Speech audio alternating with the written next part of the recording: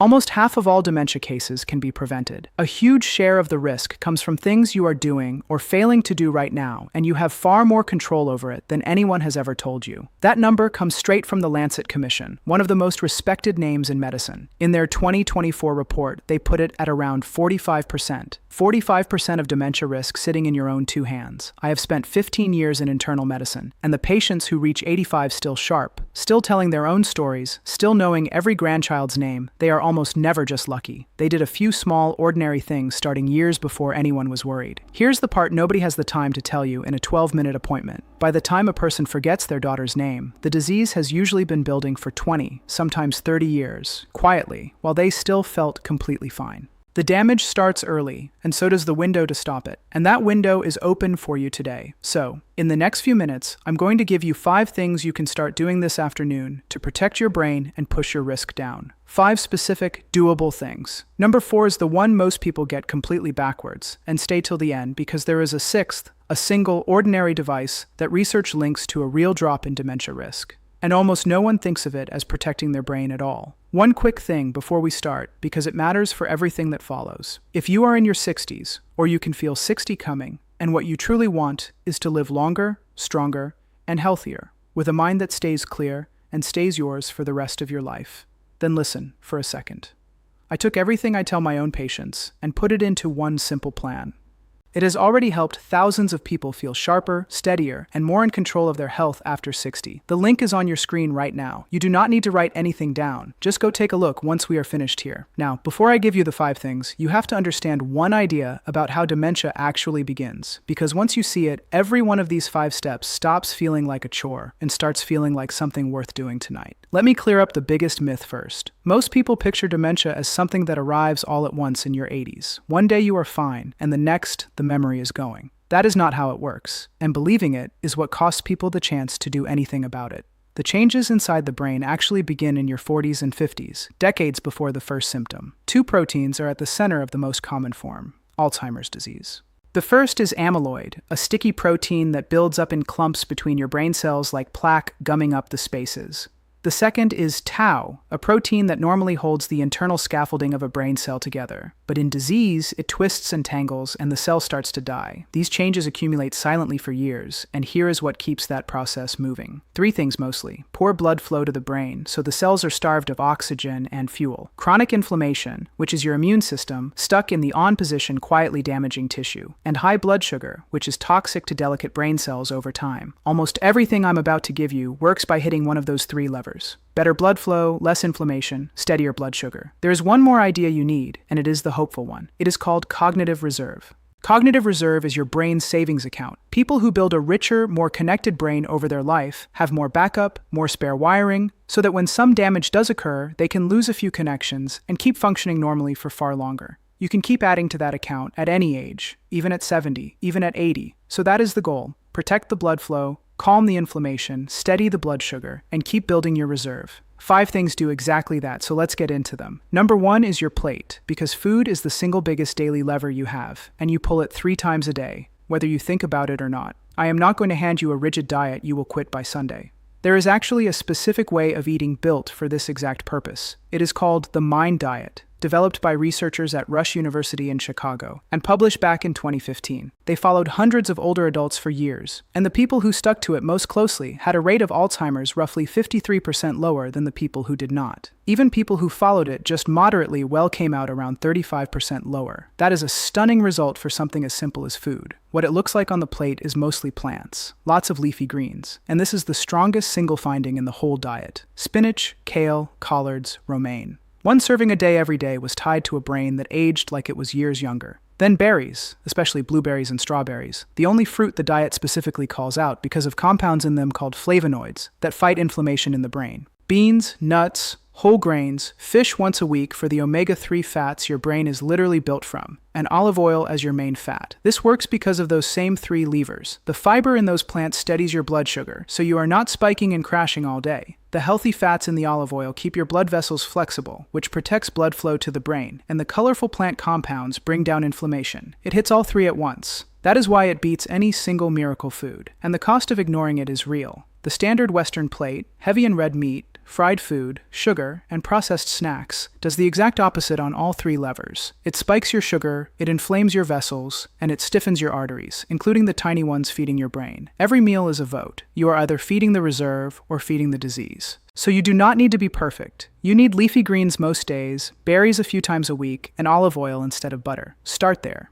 Number 2 is the one I would protect above almost all the others if I could only get you to do one. Walk every day. If you could put exercise in a pill, it would be one of the most powerful drugs we have for the aging brain, and everyone would be lining up for it. The science here is remarkable. Researchers at the University of Pittsburgh, in a study published in 2011, took older adults and had them simply walk a few times a week for a year. Then they scanned their brains. The walkers had actually grown the size of their hippocampus, the seahorse-shaped structure deep in the brain that runs your memory. It grew by about 2%. Now, understand why that is so important. After about the age of 50 or 55, the hippocampus normally shrinks a little every year, and that shrinkage is part of what steals memory as we age.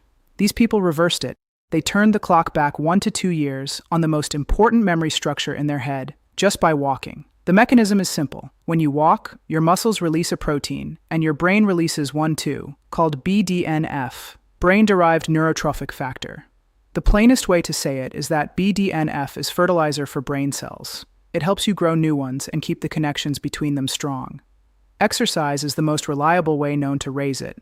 On top of that, walking pushes more blood, more oxygen, more fuel up to the brain with every step. Remember the first lever, blood flow. Walking is the most direct way you have to protect it. This does not require a gym or a single dollar. A brisk walk, where you can talk but not sing, about 30 minutes most days of the week, is the target the research keeps landing on. Break it into 3 10-minute walks if you need to. After breakfast, after lunch, after dinner. The walk after a meal does double duty because it also blunts your blood sugar spike, and that protects you on a second level at the same time. Skip it. And you give back that hippocampus year by year. Do it, and you are quite literally building brain. There are very few things in medicine that clean. Number 3 is going to sound like it comes out of nowhere, and it is one of the most overlooked connections in all of brain health. Look after your teeth and your gums. I know how strange that sounds. Your gums and your memory feel like they have nothing to do with each other.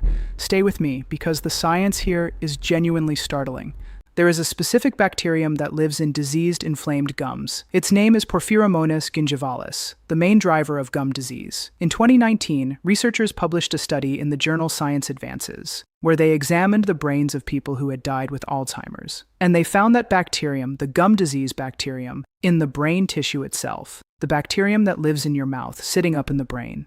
They also found the toxic enzymes it produces, called gingerpains. And the more of those toxins they found, the worse the brain damage was.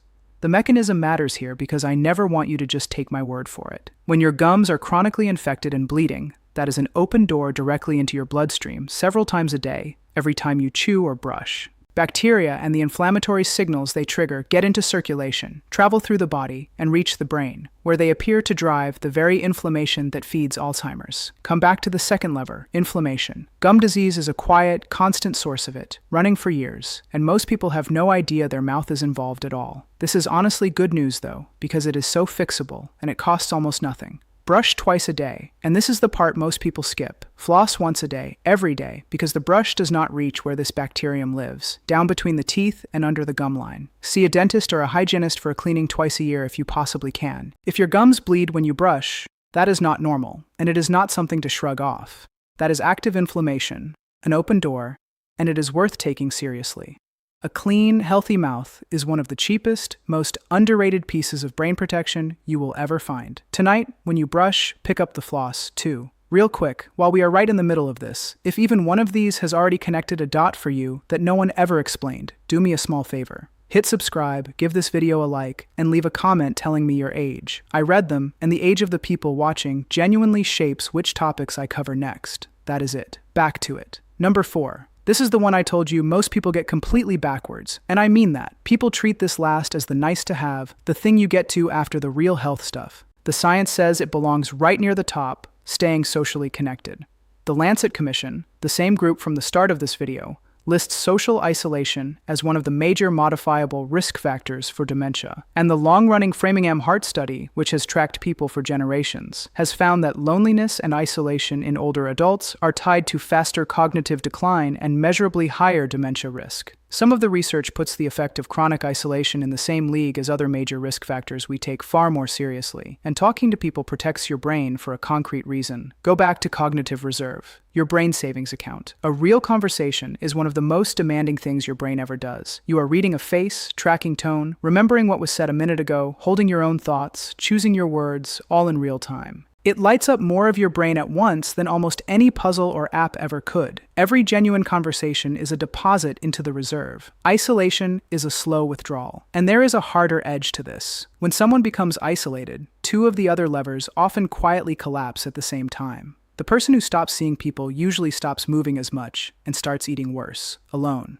So isolation hits the brain on more than one front. It pulls down your walking and your eating right along with the direct loss to your reserve. This is where I want to tell you about a patient. I will call her Eleanor, a composite of many people I have seen. 74 years old, sharp as anything her whole life, a retired school teacher.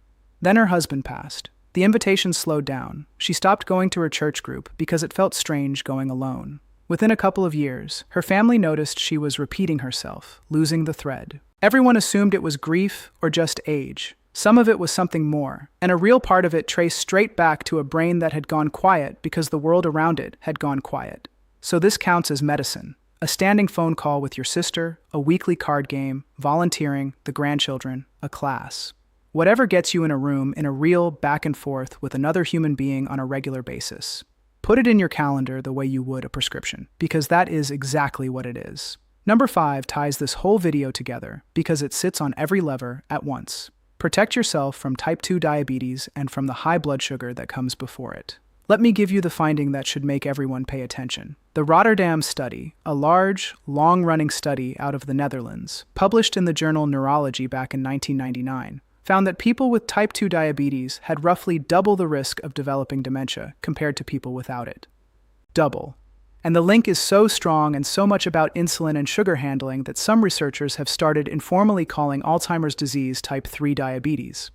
That phrase is debated, but the fact that serious scientists reach for it tells you how deep the connection runs. Here's the mechanism in plain terms. When your blood sugar runs high for years, it does two kinds of harm to the brain. First, that sugar physically damages blood vessels all over your body, including the millions of tiny, fragile vessels that feed your brain. Damaged vessels mean poor blood flow, the first lever, and that is its own path to a type of dementia called vascular dementia. Second, the brain runs on insulin too, and when the rest of your body becomes resistant to insulin, the brain appears to become resistant as well. Brain cells that cannot use fuel properly are starved and stressed, and that stressed state seems to speed up the buildup of those amyloid plaques we talked about. High blood sugar even drives inflammation, the second lever. So, diabetes attacks the brain on 3 fronts at once: blood flow, inflammation, and fuel. And the reason this one ties the video together is that the other 4 steps are by themselves the most powerful diabetes prevention plan in existence. The Mind diet steadies your blood sugar. The daily walk pulls sugar out of your blood and makes your muscles more sensitive to insulin. So, you do not need a 6 separate program for this. Doing the first 2 things well is most of the battle. If you already have a diagnosis of prediabetes or diabetes, this is the moment to take it seriously. Work closely with your doctor, and know that getting that number under control is one of the most protective things you can possibly do for your brain. I promised you a 6th, and this is the one almost nobody connects to their brain. Hearing aids. Here is something that surprises even a lot of doctors. In that Lancet Commission report, when they ranked all the things you can change, the single largest modifiable risk factor for dementia, bigger than any other on the list, was untreated hearing loss in midlife, the largest one. There are a few ways not hearing well hurts your memory, and they make complete sense once you hear them. First, when your ears send a weak, garbled signal, your brain has to work overtime just to fill in the gaps and make sense of speech. All that effort gets pulled away from memory and thinking. Over years, that constant strain appears to wear the brain down, and brain scans show faster shrinkage in people with untreated hearing loss. Second, and this brings us right back to number 4, people who cannot hear well slowly stop joining in. The dinner table gets exhausting, they pull back, they go quiet, and they slide straight into the isolation we just talked about. The hopeful part here is recent, and it is strong. A major trial called the ACHIEVE study, led by researchers at Johns Hopkins and published in The Lancet in 2023, took older adults at higher risk for cognitive decline and gave half of them hearing aids. In that higher risk group, the hearing aids slowed cognitive decline by nearly 50% over 3 years compared to those who did not get them, nearly half from treating hearing. So, if you or your husband or your wife have been saying what, or turning the television up, or quietly avoiding noisy restaurants, please do not file that under just getting old. Get a hearing test. It is simple and it does not hurt. Treating your hearing may be one of the most powerful and most overlooked things you can do to protect your mind and stay in the conversation, literally. Now, I need to draw one clear line before we finish because it matters. Everything I have given you today is about lowering risk over the long run. It is prevention, and the evidence for it is real. It is not a treatment for someone who already has dementia, and it is not a guarantee because some risk is genetic and outside anyone's control. And there are signs that are not about slow prevention at all, and mean you call a doctor now. Sudden confusion that comes on over hours or days, a fast, steep drop in memory, or thinking over weeks rather than years, getting lost in a place that should be familiar.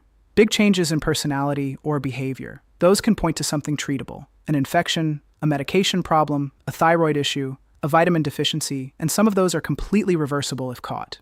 So, those get a phone call now, today. Let me make this simple because a plan you can picture is a plan you will actually do. Here is what to start this week. 1.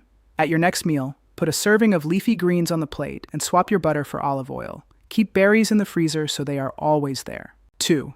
Take a 30-minute walk today, even broken into 3 short ones. The one after dinner is the most powerful. Then do it again tomorrow. 3. Tonight, when you brush, floss as well. If your gums bleed, book a dental cleaning this week. 4. Pick up the phone and make one plan with another human being. A call, a coffee, a class, a group. Put it in your calendar like the medicine it is. 5. If you have any concern at all about your blood sugar or about your hearing, book the test. Both are simple and both protect your brain more than almost anything else on this list. None of this is exotic. None of it is expensive, and all of it, starting today, is you making deposits into a brain you're going to need for a long, good life. So, here is the thread I want to leave you with. Everything today was about the damage that builds silently for 20 or 30 years before anyone notices. But that raises an obvious question. If it is building all that time, are there early signs, small ones, that show up long before the memory clearly goes? There are, and they often show up not in your memory at all, but in how you walk, how you speak, and even in your sense of smell.